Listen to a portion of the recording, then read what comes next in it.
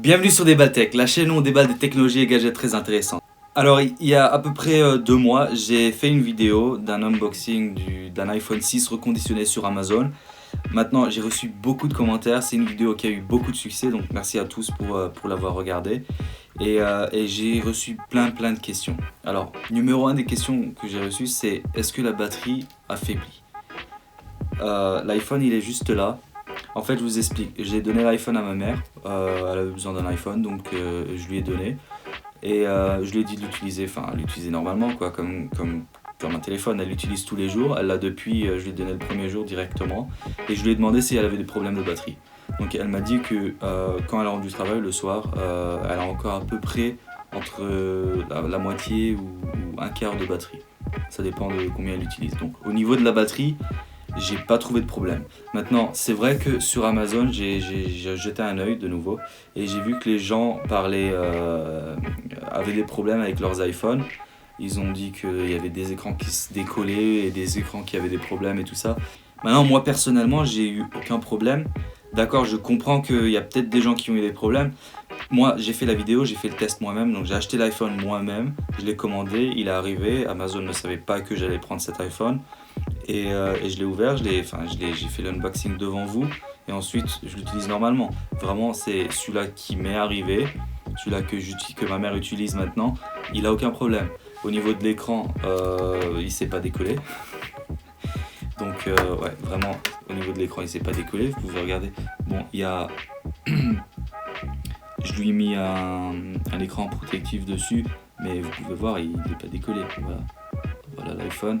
Voilà les conditions, vraiment les conditions après 2 mois d'utilisation. Il n'a pas vraiment changé, hein, il s'est pas abîmé, il n'y a pas de problème. Elle m'a dit que bon, il a pris un peu de rayures là en bas. C'est vrai que si c'est moi qui l'utilisais, j'aurais plus de rayures et plus d'utilisation. Mais elle m'a dit qu'elle a eu aucun problème. L'écran il est allumé, il marche très bien le téléphone, il n'y a pas de problème. Est-ce qu'il y a des personnes qui ont eu des problèmes ? Peut-être, enfin je pense bien, parce que c'est partout, tout le monde en parle et j'ai eu des commentaires des gens qui m'ont dit qu'ils avaient des problèmes. Maintenant ce qui est bien sur Amazon, c'est qu'on peut retourner le produit. En ce qui me concerne, moi je suis Amazon Prime et quand vous êtes Prime, vous pouvez le retourner sans aucune question, ça va vous retourner très rapidement et il n'y a pas de problème. Maintenant pour ceux qui ne sont pas Prime, moi je vous mets dans la description, je vous mets le lien dans la description, il faut juste s'inscrire. Et c'est vrai qu'ils nous font payer un petit peu, mais c'est bien parce qu'on aura Amazon Prime vidéo, on peut regarder des films, des séries et tout ça. Donc il y a beaucoup plus de bénéfices à être Prime qu'à ne pas l'être, parce que si on commande beaucoup sur Amazon, et ce qui est vraiment le site numéro 1 pour moi où je vais acheter mes trucs. Donc Prime ça m'aide beaucoup et ça fait les choses beaucoup plus rapidement. Des fois j'achète des trucs, ils arrivent en 2 à 3 jours max et c'est super rapide, c'est super pratique et j'ai pas à payer à chaque fois pour les livraisons. Donc l'iPhone 6 reconditionné, j'ai pas changé d'avis. Quand j'ai sorti de la boîte, il m'avait impressionné, vous pouvez aller voir la vidéo de l'unboxing avec je vous montre dedans tout ce qu'il y a dans la boîte. Quand je l'ai sorti de la boîte, j'étais vraiment impressionné. Après, j'étais méfiant un petit peu parce que j'ai vu un petit peu les problèmes que les autres avaient. Et j'ai juste dit à ma mère, écoute, s'il y a n'importe quel problème, directement viens me voir et dis-le moi. Comme ça, on le mettra en vidéo. Mais vraiment, elle a eu aucun problème. Ça fait maintenant presque 2 mois qu'elle l'utilise. Et j'ai rien vu du tout, quoi. J'ai rien vu à ce niveau-là. Donc, est-ce que je conseille l'iPhone 6 ? Oui. Toujours, je le conseille toujours parce que c'est pas cher, il est à 209 €, il marche très bien, il n'y a aucun problème dessus. Maintenant c'est vrai que peut-être qu'il y a des gens qui ont eu des problèmes, mais il faut vraiment regarder le vendeur. Qui est le vendeur ? Qui est l'entreprise de reconditionnement ? Si l'entreprise a des bonnes notes, si l'entreprise est bien, on peut l'acheter. Sinon, s'il y a beaucoup de commentaires négatifs, on peut s'éloigner, mais il y a plein de vendeurs qui sur Amazon ont des produits qui sont très bien. Celui-là marche très bien pour moi et je le conseille vraiment. Dites-moi dans les commentaires, dis-moi si tu as eu un problème avec l'iPhone et comment tu as fait pour récupérer ton argent, s'il était sous garantie, s'il ne l'était pas. Maintenant, ce qu'il faut savoir, c'est que beaucoup de gens achètent sur Amazon et n'ont pas de problème.